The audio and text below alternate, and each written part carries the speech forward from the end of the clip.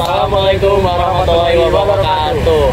Perkenalkan kami dari kelompok 1. Perkenalannya dimulai dari Perkenalkan, nama saya Ishak Gede Agung Pratama, biasanya dipanggil Tama, dengan NIM saya 2413016093. Selanjutnya akan dilanjutkan oleh teman saya. Halo, perkenalkan nama saya Nur Fatimah Zahra dengan NIM 2413016098. Halo semua, perkenalkan nama aku Indira Malia Prasaja dengan NIM 2413016103.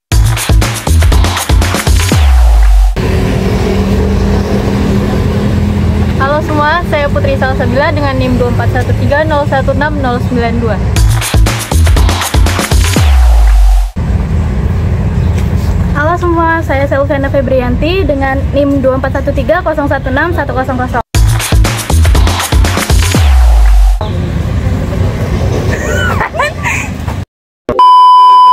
Perkenalkan, nama saya Agnesia Kumalasari Timang dengan NIM 2413016115.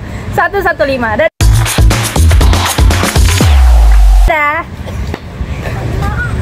Halo semuanya, perkenalkan nama saya Stefina Nugra Lestari dengan NIM 2413016113.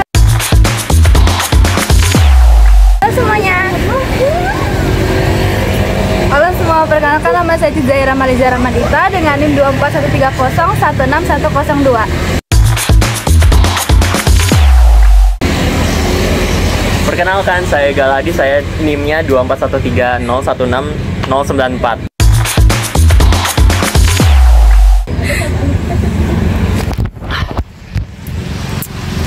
Dadah guys.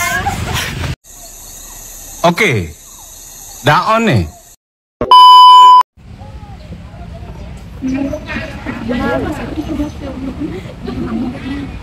Ngomong-ngomong, Tama mana ya? Itu nah. Oh. Tama, jelasin dong. Jelasin apa? Biologi. Yang mana? Metabolisme. Metabolisme. Iya. Aduh. Kalian mau tahu tentang metabolisme? Kalau gitu, lihat video berikut ini. Nah, jadi apa sih yang dimaksud dengan metabolisme? Metabolisme itu adalah proses perubahan makanan dan minuman yang masuk dalam tubuh menjadi energi yang berubah oleh sel-sel di dalam tubuh. Metabolisme sendiri terdiri dari dua jenis proses, yaitu katabolisme dan anabolisme. Nah, kali ini kita akan membahas khusus tentang katabolisme. Apa sih yang dimaksud dengan katabolisme itu? Katabolisme itu adalah proses di mana tubuh merubah molekul yang kompleks menjadi molekul yang lebih sederhana. Singkatnya seperti ini ya. Batang ini kan molekul kompleks nih, dirubah jadi lebih kecil. Nah, nanti energi yang dihasilkan dari katabolisme ini tuh dipakai untuk berbagai aktivitas yang ada di dalam sel. Misalnya untuk perbaikan, terus untuk pertumbuhan, dan yang terakhir itu untuk misalnya nanti akan dijelaskan lebih lanjut. Kemudian dari katabolisme ini sendiri itu ada dua jenis respirasinya. Ada respirasi anaerob dan ada respirasi aerob. Nah, kali ini kita akan membahas khusus tentang respirasi aerob. Apa sih yang dimaksud dengan respirasi aerob itu? Respirasi aerob itu adalah proses respirasi di mana energi itu dihasilkan dengan menggunakan adanya oksigen. Nah, terus oksigen itu dari respirasi aerob ini itu terdapat 4 tahapan, dan kita akan membahas khusus tentang 2 tahapan yang terdapat di dalamnya, yaitu glikolisis dan dekarboksilasi oksidatif. Nah, apa sih yang dimaksud dengan kedua ini tuh penjelasannya? Jadi untuk glikolisis sendiri itu adalah proses tubuh memecah molekul glukosa dalam tubuh menjadi energi. Terus untuk dekarboksilasi oksidatif itu adalah pemecahan asam pirufat menjadi asetil-CoA dan karbon dioksida. Sebenarnya masih ada lagi penjelasan yang harus lebih lanjut dijelaskan, cuman aku nggak belajar. Terus yang kedua, aku capek. Jadi untuk penjelasan lebih lengkapnya akan dibahas lebih lanjut. Simak video berikutnya.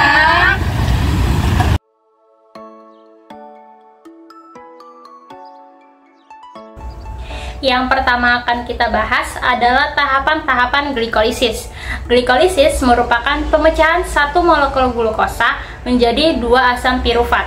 Glikolisis ini terjadi di sitosol atau sitoplasma karena pada sitosol itu banyak terdapat senyawa atau bahan yang digunakan untuk proses glikolisis. Pada tahapan ini, glukosa atau gula yang memiliki karbon C6 itu akan dipecah menjadi senyawa gula yang lebih sederhana, sehingga akan menghasilkan 2 asam pirufat, 2 ATP, dan 2 NADH. Lalu, bagaimanakah prosesnya? Oke, kalian harus tetap fokus ya, karena prosesnya agak lumayan panjang. Terdapat 10 tahapan dalam proses glikolisis. Untuk prosesnya akan dibahas oleh teman saya, Putri Salsabila. Yang pertama, glukosa akan diubah menjadi glukosa 6-fosfat. Pada tahapan ini, enzim yang berperan adalah heksokinase. Enzim ini akan mentransfer gugus fosfat dari ATP ke glukosa, sehingga ATP akan menjadi ADP dan glukosa akan berubah menjadi glukosa 6-fosfat. Tahapan yang kedua yaitu glukosa 6-fosfat akan diubah menjadi fruktosa 6-fosfat dengan bantuan enzim fosfoglukomutase isomerase. Tahapan yang ketiga, fruktosa 6-fosfat diubah menjadi fruktosa 1,6-bifosfat. Enzim yang berperan pada tahapan ini adalah fosfofruktokinase. Enzim ini akan mentransfer gugus fosfat yang berasal dari ATP, sehingga ATP kehilangan satu gugus fosfat dan menjadi ADP. Pada tahapan yang keempat, enzim aldolase akan memecah fruktosa 1,6-bifosfat menjadi 2 buah gula dengan 2 karbon yang berbeda, yaitu dihidroksiaseton fosfat atau DHAP dan 3-fosfat gliseraldehid atau 3-PGAL. Pada tahapan kelima, terjadi perubahan antara DHAP atau dehidroksida aseton fosfat dengan 3-PGAL atau 3-fosfat gliseraldehida. Namun, perubahan ini tidak pernah mencapai titik keseimbangan sehingga pada selanjutnya yang akan digunakan adalah 3-PGAL atau 3-fosfat gliseraldehida. Nah, dari tahap 1-5 dinamakan tahap investasi energi karena pada tahap ini terjadi pemakaian atau penggunaan 2 ATP. Selanjutnya, kita masuk ke tahapan ke-6, yaitu di mana 3-PGAL akan diubah menjadi 1,3B fosfoglycerate sebanyak 2 buah dengan bantuan enzim triosa fosfat dehidrogenase. Pada tahap ini, PGAL akan melepaskan elektron melalui transfer elektron ke NAD+, sehingga akan menghasilkan NADH sebanyak 2 buah. Kemudian di tahap ke-7, 1,3-bifosfogliserat akan diubah menjadi 3-fosfogliserat. Pada tahap ini, gugus fosfat akan berikatan dengan 2 ADP yang akan menghasilkan 2 energi atau 2 ATP. Enzim yang berperan pada tahap ini adalah fosfogliserokinase. Kemudian di tahap ke-8, 3-fosfogliserat akan diubah menjadi 2-fosfogliserat dengan bantuan enzim fosfogliseromutase. Kemudian di tahap ke-9, 2-fosfogliserat akan diubah menjadi fosfoenolpirufat dengan bantuan enzim enolase. Nah, pada tahap ini akan menghasilkan H2O. Pada tahap ke-10 atau tahapan terakhir, fosfoenolpirufat atau biasa disebut dengan PEP akan diubah menjadi 2 asam pirufat dengan bantuan enzim pirufat kinase. Pada tahap ini terjadi pembentukan ATP sebanyak 2 buah karena fosfat akan berikatan dengan ADP. Jadi dari tahap ke-6 sampai ke-10 terjadi pembentukan ATP sebanyak 4 buah. Sehingga pada tahap ini dikenal dengan tahap penghasilan ATP atau penghasilan energi. Berdasarkan keseluruhan tahapan glikolisis, maka dapat disimpulkan secara umum bahwa glikolisis terbagi menjadi 2 fase, yaitu fase investasi energi dan fase penghasil energi. A few moments later. Halo, perkenalkan nama saya Agnes Yakma Lasari Timang. Jadi di sini saya akan membantu kalian untuk mengenal apa aja tahapan glikolisis dengan kita seru-seruan bareng dengan sambil bernyanyi dengan lagu Balonku Ada 5, tetapi liriknya itu diganti dengan tahapan glikolisis. Kita nyanyi bareng ya. 1, 2, 3. Glukosa, glukosa 6 fosfat, fruktosa 6 fosfat, fruktosa 1 6 bifosfat, 3 pegal 3 pegal. Sebelum itu pegal itu adalah PGAL ya guys. Baik, kita lanjut. 1 3 bifosfoglycerat, 3 fosfoglycerat, 2 fosfoglycerat, fosfoenol piruvat. Untuk lebih mengenal lagi tahapan glikolisis, kita ulangin lagi ya guys. 1 2 3. Glukosa, glukosa 6 fosfat, fruktosa 6 fosfat, fruktosa 1 6 bifosfat, 3 pegal 3 pegal, 1 3 bifosfoglycerat, 3 fosfoglycerat, 2 fosfoglycerat, 5 fosfoenol piruvat. Oke guys, itu dia tahapan dari glikolisis. Sebelumnya kita sudah membahas proses pemecahan glukosa menjadi 2 asam piruvat, 2 NADH, dan 2 ATP melalui proses glikolisis. Selanjutnya, 2 asam piruvat akan kita ubah menjadi bentuk yang lebih sederhana lagi melalui proses dekarboksilasi oksidatif, atau biasanya disebut juga oksidasi piruvat. Gimana sih prosesnya? Yuk kita bahas bareng-bareng.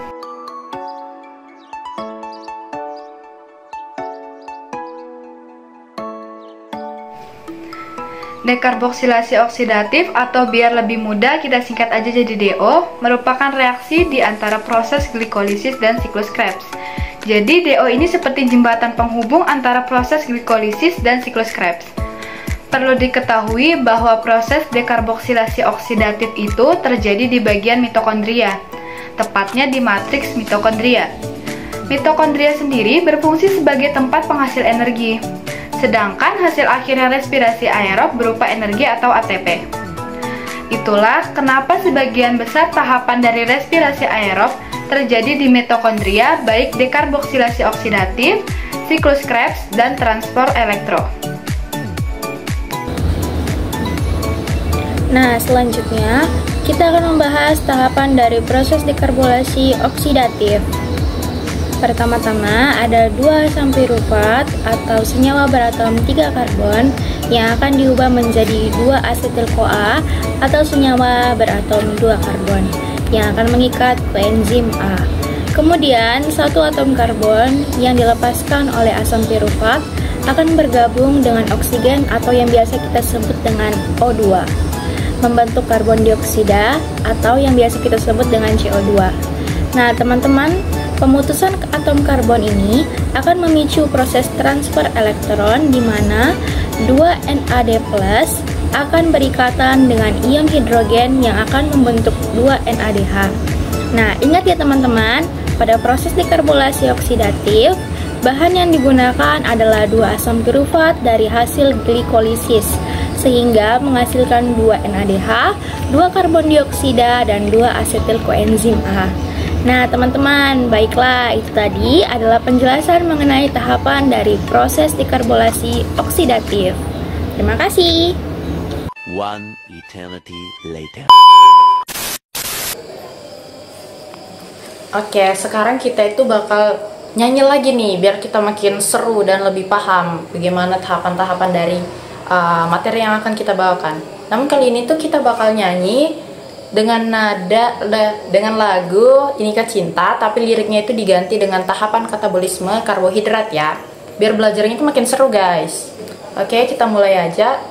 1, 2, 3. Dimulai dari pirufat, asam pirufat menghasilkan CO2, NAD+ direduksi ke NADH+, lalu mengikat koenzim jadi asetil-CoA. Nah, oke guys, sekiranya video-video yang baru saja saya nyanyikan membuat kita lebih memahami bagaimana tahapan dari glikolisil dan tahapan dari katabolisme karbohidrat. Sekian, terima kasih. Dadah.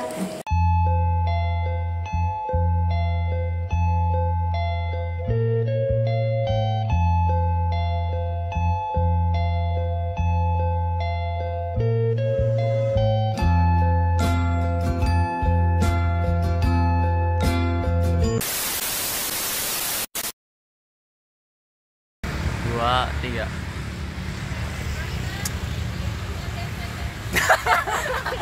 Apa tadi kata-katanya?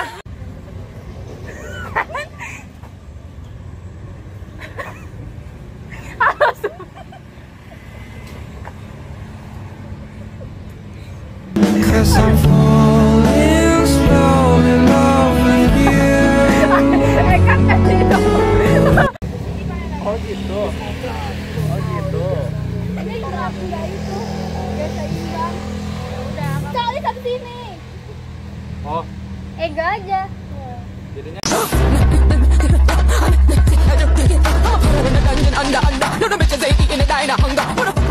Kan kita dari kelompok. Iya. Kelompok berapa nih? Dari kelompok Oh, gitu. 1. Nah, nanti semua kalian nanti kan langsung Pak. Kita dari kelompok berapa? 1. Iya gitu dari kelompok 1 gitu. Maju nggak sih? Jadi kita beranggotakan Perkenalkan.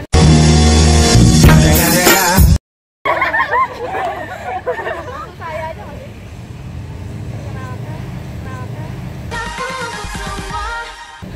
Atau mau mulai dari Tama gitu kan, maju. Halo semua, perkenalkan nama aku Tama. 2 hours later. 1, 2, 3. Assalamualaikum. Mana tahu?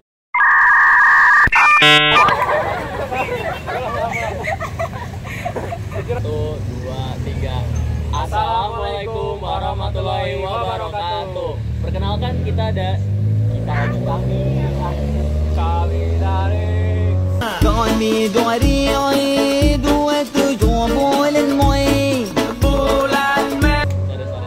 Satu, dua, tiga. Assalamualaikum warahmatullahi wabarakatuh. Perkenalkan kami dari kelompok 1.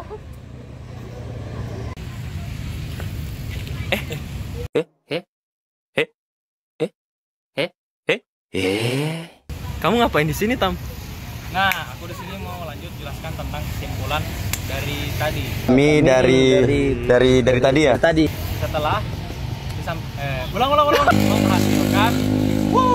menghasilkan, terus selanjutnya kita lanjut ke fase dekarboksilasi.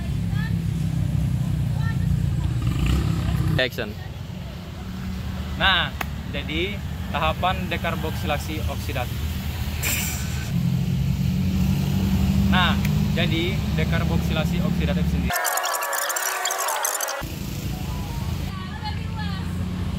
Nah, jadi dekarboksilasi 3, 2, 1. Oke, terima kasih untuk semuanya sudah nonton video kita dari awal hingga akhir ini. Kami mengucapkan terima kasih. Dadah.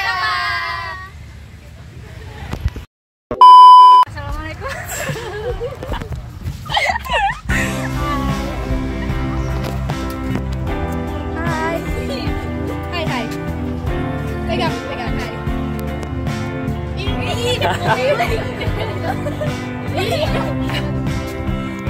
guys, jeleknya. Sudah dadah guys.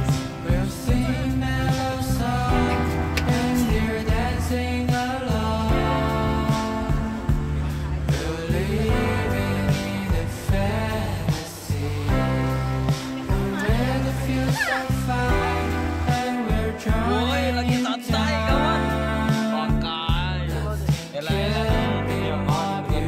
Nah, apa sih yang dimaksud dengan dua ini? Jadi adalah proses di mana maka itu belah